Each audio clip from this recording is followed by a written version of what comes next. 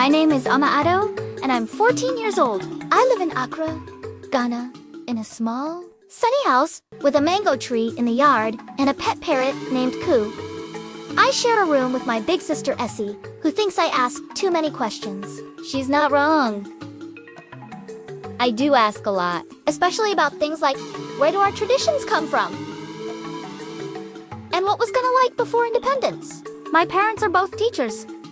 Mom teaches music, and Dad teaches history. Our house is always full of old books, drums, and weird little statues from all over Ghana. But the one thing that always fascinated me most was a tiny golden stool statue on Dad's shelf. Why is this stool so special? I asked one night while eating boiled yam and palava sauce. Dad smiled. That AMA is the golden stool of the Ashanti. It's not just a stool. It holds the soul of a people. One day, I'll tell you the whole story. I didn't want to wait for one day. I wanted to know now. The next day, it rained so hard that our teacher canceled sports class. Instead, we were sent to the school library. A big, creaky room filled with old shelves and the smell of paper. While my friends flipped through comic books, I wandered to a far corner with cobwebs on the walls. That's when I saw it. A thick, leather-bound book titled Legends of the Ashanti Kingdom.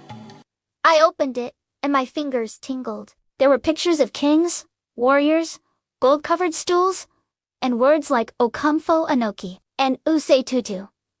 I read aloud a line that made the hairs on my arms rise. The golden stool was not made by human hands. It came down from the sky, carried by magic, and it holds the spirit of the Ashanti people forever. Suddenly, the room grew quiet. The words on the page started to glow gold.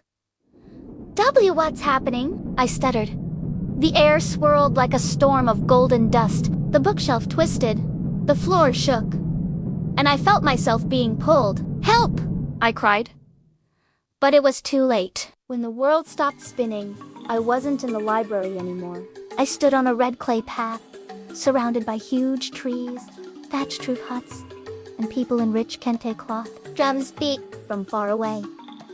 Smoke curled from cooking fires. The air smelled of shea butter, roasted yam, and wood smoke. I had traveled back in time. A young boy with a carved wooden sword ran past me and shouted, "Come on! The king is gathering the clans." I blinked.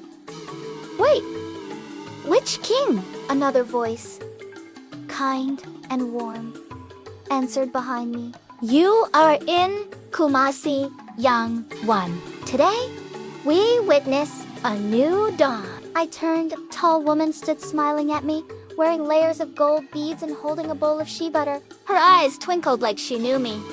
You're not from here, are you? No. She chuckled. Then you are just in time to see the story your people will never forget. She motioned for me to follow. As we walked through the bustling town of Kumasi, she explained the history like a living story. Long ago, she began, the Ashanti people were scattered. We were many clans: Aidens, Kwamen, the Kwai, Kakufu.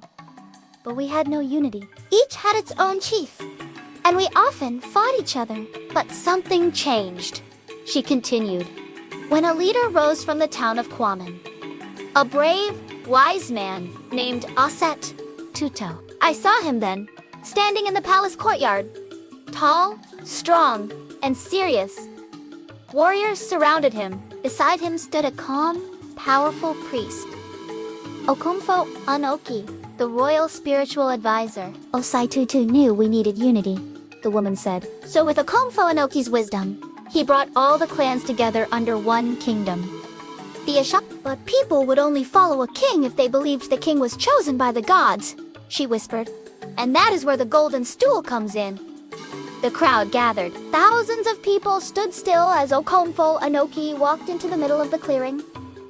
He raised his hands to the sky. He spoke in Twi, his voice booming like thunder. "Oh, great spirits of the land and sky, give us a sign. Unite us with your blessing." Suddenly, the sky shimmered. A wind blew. Drummers stopped. Even the birds went quiet.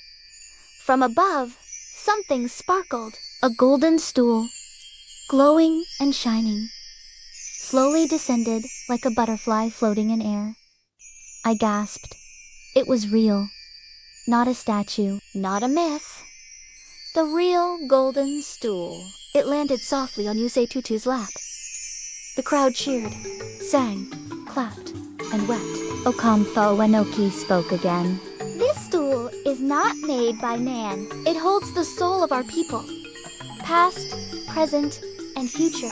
As long as the stool is safe, the Ashanti will stand strong. From that day, no one was allowed to sit on it. Not even the king. It was sacred. As the years passed, or seconds, in my strange time-traveling world, I saw the Ashanti Kingdom grow strong. Osei Tutu led with wisdom. Trade blossomed. Gold flowed. Armies grew. Kente weaving, storytelling, and festivals thrived. Kumasi became the capital of power in the region.